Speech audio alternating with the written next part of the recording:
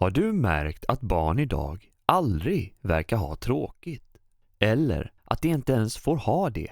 Så fort ett barn suckar, jag har inget att göra, dyker en vuxen upp med en iPad eller en aktivitet eller ett roligt spel. Men här är det lustiga. Att ha tråkigt är inte ett problem. Det är ett träningspass för hjärnan. När vi var små betydde tråkigt att ligga på golvet och stirra på ett dammkorn eller att cykla runt kvarteret för 10:e gången bara för att något skulle hända.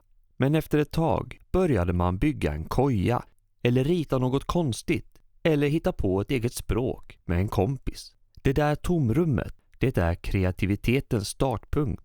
För det är så hjärnan funkar. När du inte får ny input, när det inte blinkar, plingar eller underhåller dig, då tvingas den skapa något själv. Det kallas Default Mode Network. Ett nätverk i hjärnan som kickar igång när vi inte gör någonting. Där uppstår dagdrömmar, idéer och insikter. Men vi låter nästan aldrig barn, eller vuxna för den delen, komma dit längre. För varje gång vi får tråkigt tar vi upp en skärm.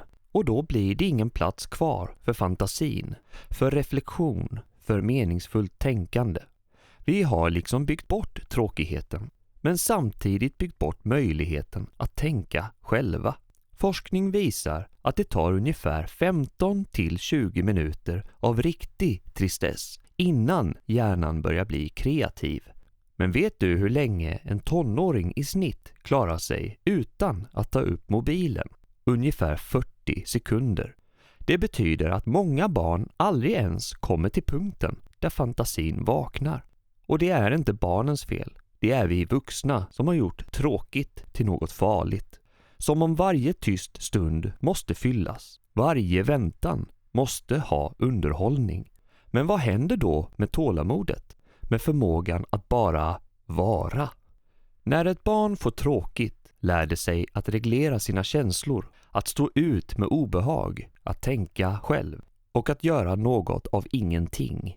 Det låter enkelt, men det är grunden till nästan all självständighet.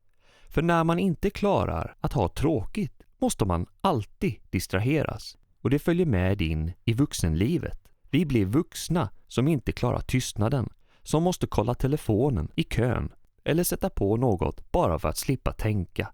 Det ironiska är att de mest kreativa människorna, de som byggt våra största innovationer, ofta skyddade sin egen tråkighet. Steve Jobs lät inte sina barn använda iPads.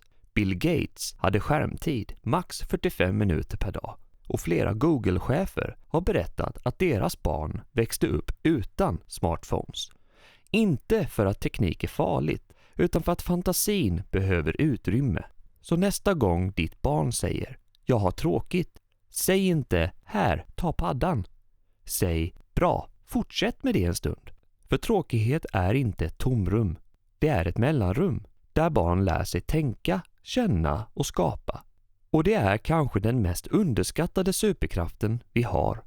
Så, varför måste barn ha tråkigt? För det är där fantasin vaknar, där hjärnan får vila och där barnet lär sig att världen inte alltid måste underhålla dem. Det kan skapa den själva. Enkelt sagt.